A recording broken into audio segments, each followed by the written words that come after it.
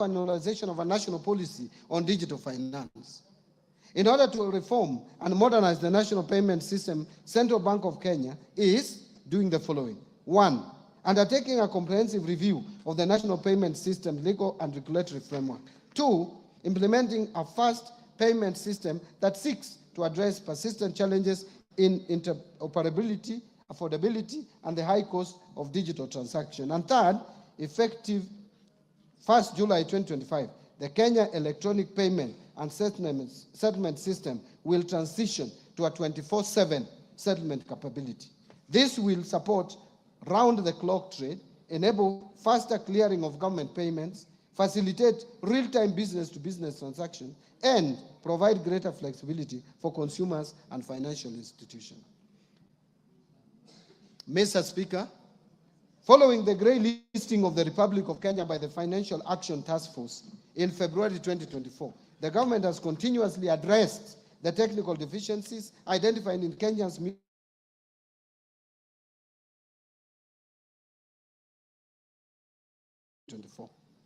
Mr. Speaker, as you are aware, one of the technical deficiencies identified in the Kenya's Mutual Evaluation Report was lack of a policy and regulatory framework to the virtual assets and virtual assets service providers. In order to regulate this sector, the government has developed the Virtual Asset Service Providers Bill 2025, which is currently before Parliament. Again, I urge honorable members to fast-track its enactment. On capital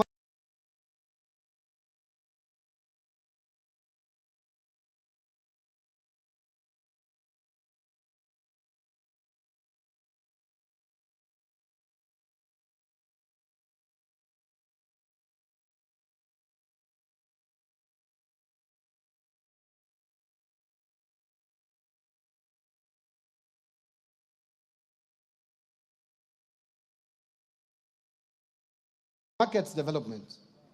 To further deepen the capital markets, the government continues to review the legal and regulatory framework to address emerging issues in the sector.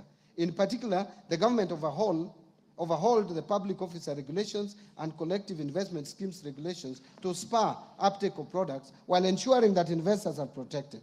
The government has also approved new regulatory frameworks to support credit ratings and alternative investment funds, which have attracted a lot of interest from investors. Further, the government is in the process of reviewing the regulatory framework for licensing, margin trading, conduct of business for market intermediaries, and mergers, acquisitions, and takeovers. Once in place, these regulations will reinvigorate capital markets activity and make our capital markets more facilitative and efficient. Mr. Speaker, to diversify the government sources of financing, a Sukuk bond has been issued while other Sharia-compliant products are in the pipeline. The first Sukuk bond raised 3.2 billion, which has been effectively deployed in the affordable housing program and pension reforms. Mr. Speaker, in the Tax Laws Act, Mr. Speaker, now I turn to the pension reforms. Mr. Speaker, in the Tax Laws Amendment Act 2024, we introduced a number of incentives aimed at increasing disposable income to our senior citizens once they retire. And I thank this Honorable House for passing this Tax Laws Amendment Bill in December.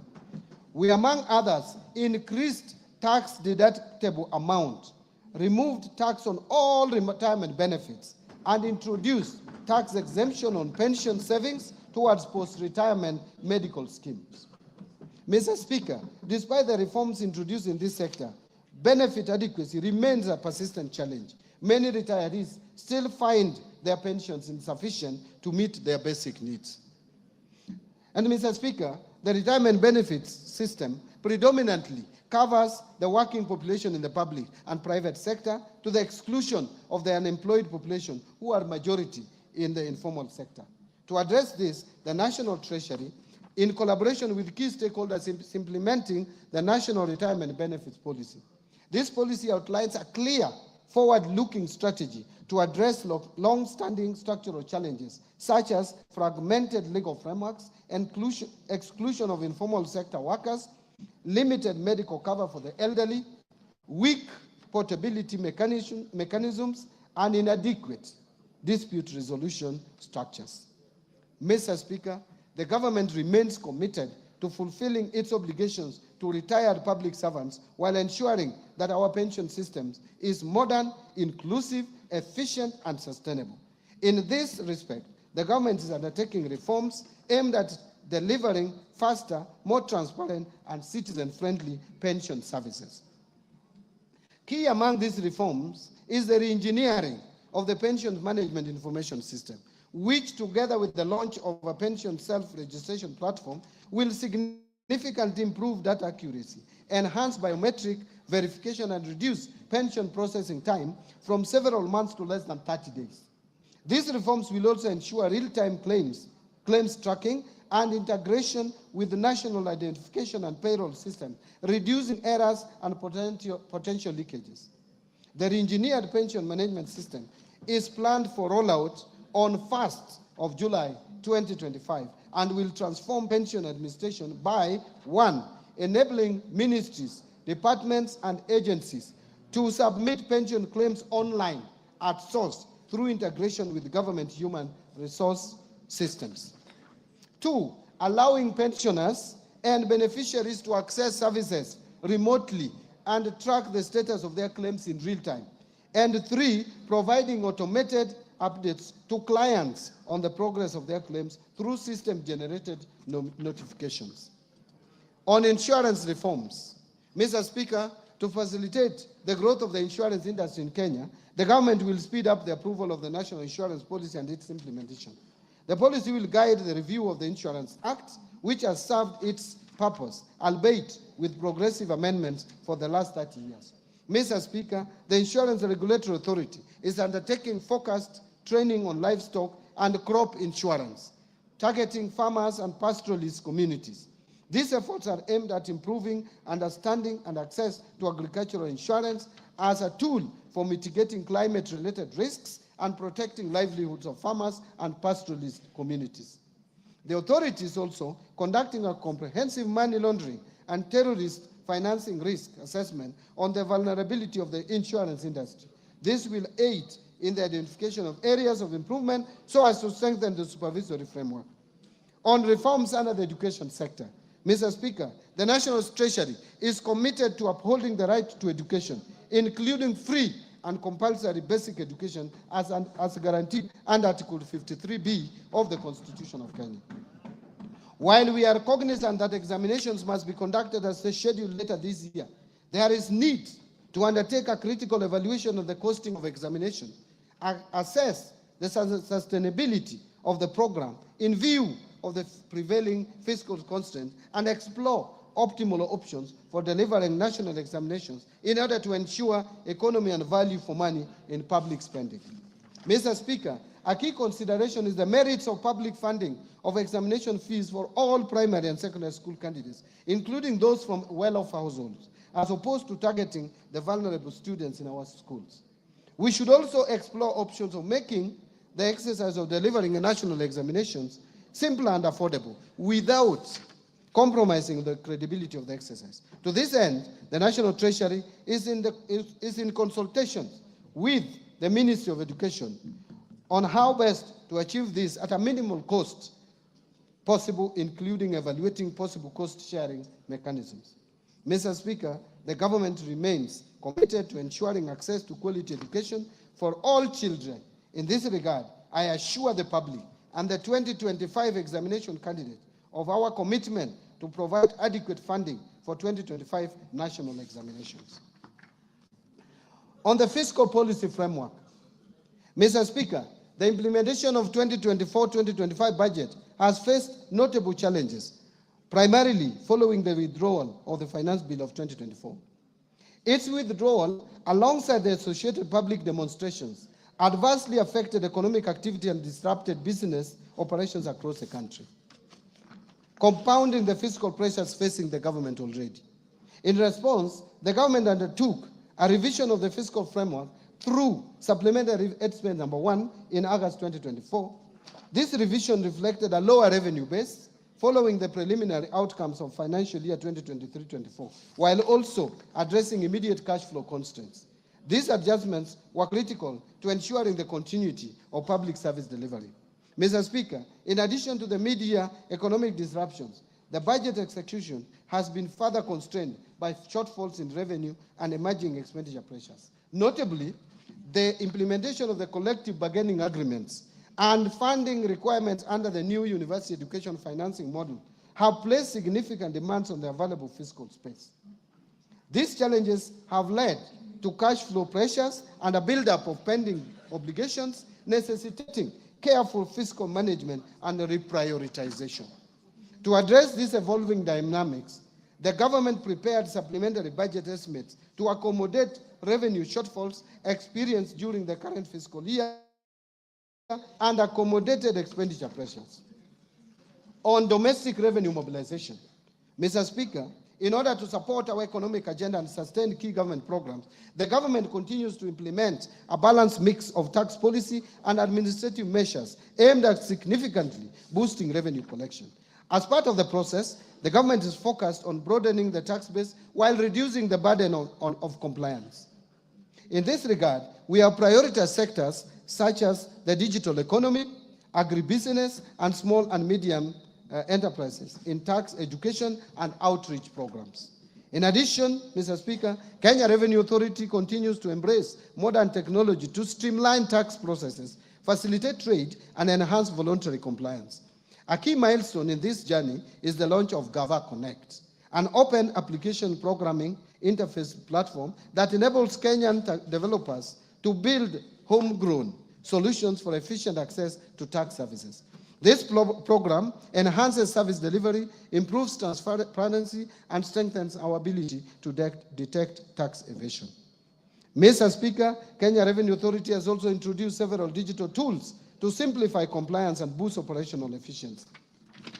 One is what we call auto-populated VAT returns for seamless, accurate tax filing. Two, simplified pay returns, accessible via mobile, web, and application program interface.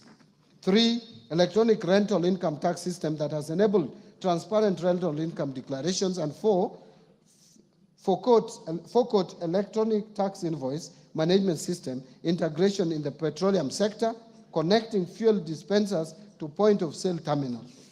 This enables real-time transmission of sales data to electronic tax invoice management system, simplifying compliance and ensuring greater transparency in fuel transactions. Mr. Speaker, these solutions are more than just tech updates. They are the drivers of economic empowerment and accountability. Indeed, by simplifying tax procedures, developing user-friendly digital platforms, and providing on-the-ground support, Kenya Revenue Authority is nurturing a fair and inclusive tax culture, one that enables businesses to thrive while meeting their obligations.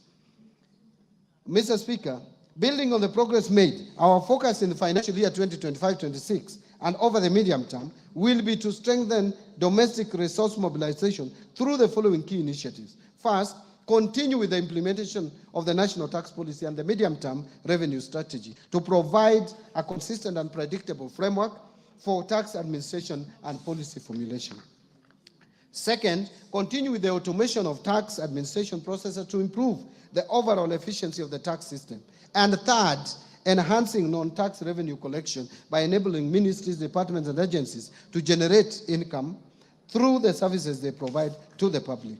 Mr. Speaker, as part of our broader fiscal reform agenda, the government is undertaking targeted tax administrative reforms aimed at strengthening our revenue base and promoting inclusive economic growth. These reforms will focus on three key objectives. First, reducing tax expenditures. Mr. Speaker, tax expenditures stood at 3.38% of GDP in 2023. To unlock additional revenue for national government, we must reduce that tax expenditure. Second, expanding the tax base and enhancing compliance, in line with the goals set out in the medium-term revenue strategy. And third, streamlining the tax structure to encourage domestic production, attract investment, and stimulate economic growth. Mr. Speaker, allow me to speak to improving efficiency of public expenditure. Here, Mr. Speaker, in our continued effort to ensure prudent fiscal management, the government will sustain and deepen measures aimed at strengthening expenditure control and enhancing the efficiency and effectiveness of public spending. To this end, the government will implement a series of targeted actions, which include: 1, utilization of the launched end-to-end procurement system to maximize value for money, enhance efficiency and transparency in public procurement processes. 2, rolling out of a human resource management system across all national government ministries and departments, as well as county government, to support better management of the public wage bill. 3, scaling up the use of the public-private partnerships framework for commercially viable projects to attract private sector participation in public service delivery, what we call PPP. 4, improving the public service pension administration through rolling out the pension management information system. And 5, fast-tracking governance reforms in state corporations to strengthen accountability, efficiency, and financial sustainability. I want to now turn to revenue projections.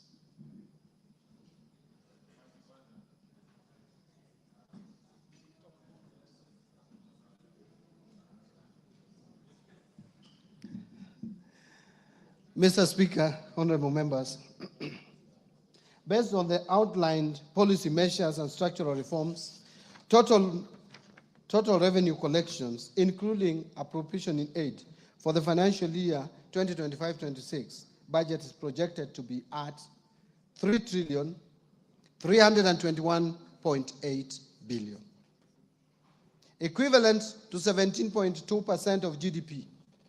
Of this amount, ordinary revenue is projected at Kenya shillings 2,754.7 billion, which is equivalent to 14.3% of GDP. And ministerial appropriation in aid, or if you like, non-tax revenue, is projected at 567 billion shillings. Grants are projected at 46.9 billion, or 0.2% of the GDP. Having talked about revenue projections, let me now turn to expenditure projections. Mr. Speaker, total expenditure in the financial year 2025-2026 budget is projected at 4,291.9 billion, equivalent to 22.3% of GDP. And of this, recurrent expenditures will amount to 3,134.4 billion, equivalent to 16.3% of GDP. And development expenditures, including allocations to domestic and foreign finance projects, contingency fund, and equalization fund, will amount to 693.2 billion, equivalent to 3.6% of GDP. Total allocation to county governments is projected at 474.9 billion, of which equitable share is 405.1 billion. Fiscal deficit and financing. Mr. Speaker, the resultant fiscal deficit, including grants, is projected at 923.2 billion, which is equivalent to 4.8% of GDP, down from the estimated 997.5 billion, or 5.7% of GDP in financial year 2024-25. The fiscal deficit for the financial year 25-26 budget will be financed by net external borrowing of 287.7 billion, equivalent to 1.5% of GDP, and net domestic borrowing of 635.5 billion, which is equivalent to 3.3% of GDP. Public debt management. Mr. Speaker, Kenya's public debt is projected to remain with these sustainable levels over the medium term. In present value terms, the debt to GDP is projected to progressively decline from 63% in 2024 towards the debt anchor of 55%, or minus 5% of GDP, plus or minus 5% of GDP for 2028.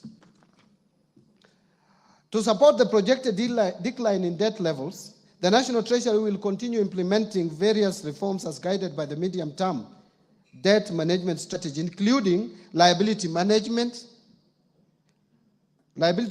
operations, continue pursuing use of concessional loans from multilateral bilateral, and limited commercial sources such as international bond issuances. Additionally, reforms targeted to support domestic market development will eventually reduce the cost of public debt while sustaining fiscal consolidation efforts to ensure debt remains within sustainable levels. Further, the government will explore emerging funding instruments such as debt swaps, diaspora bonds, sustainability-linked bonds, and environmental, social, and governance debt instruments to fund budget deficit and manage public debt. This strategic approach will not only diversify our financing options, but also strengthen international partnerships and promote sustainable growth. Mr. Speaker and honorable members, the government is keen on sustaining transparency and improving efficiency on public debt service.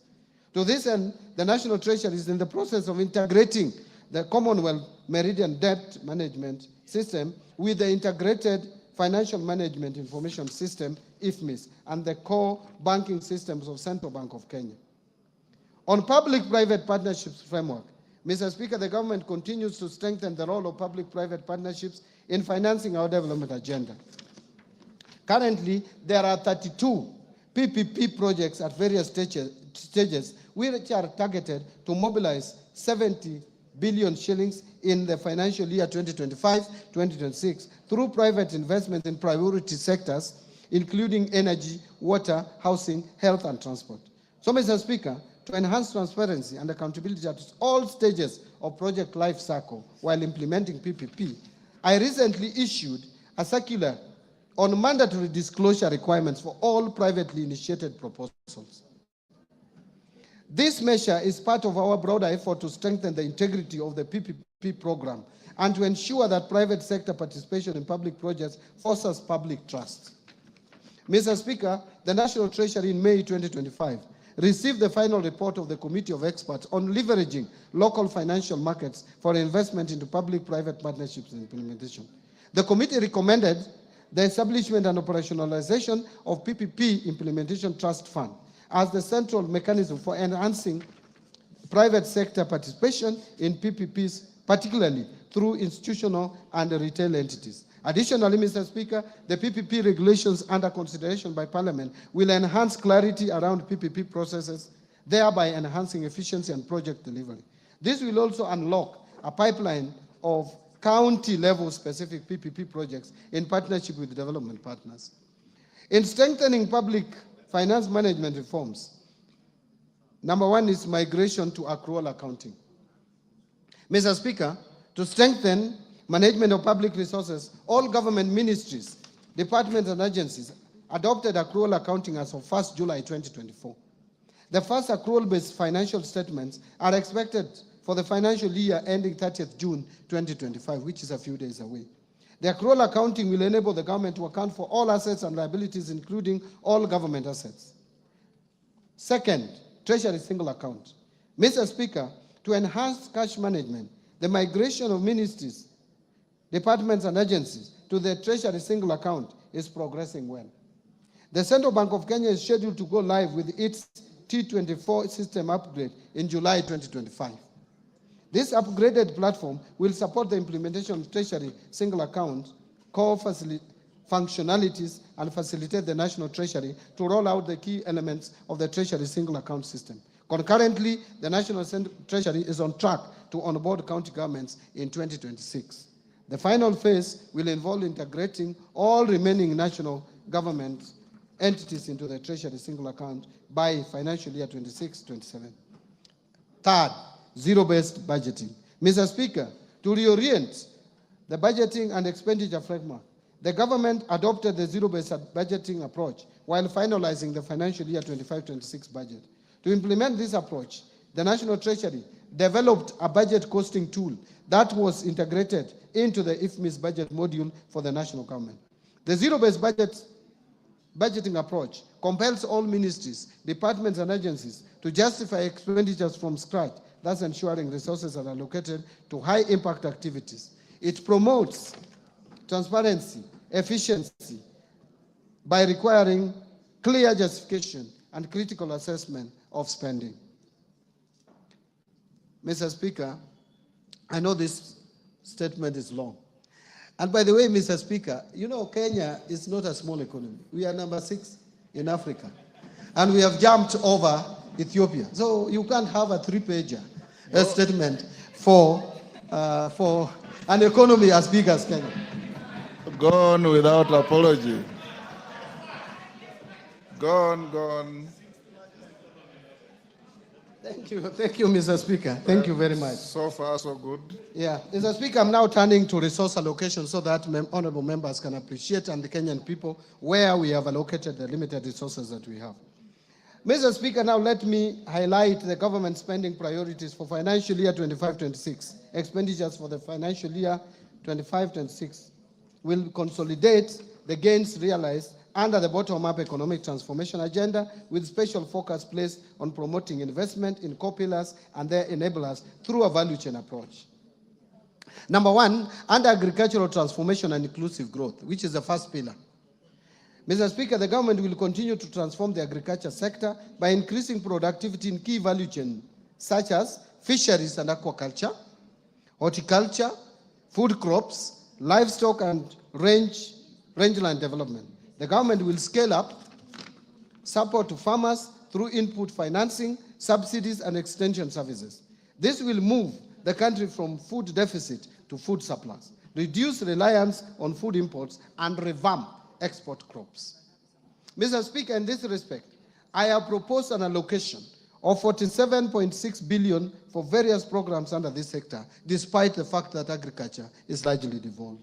This includes 8 billion for the fertilizer subsidy program, 10.2 billion for the National Agricultural Value Chain Development Project, 800 million for small-scale irrigation and value addition project, 1.2 billion for food security and crop diversification project, and 5.8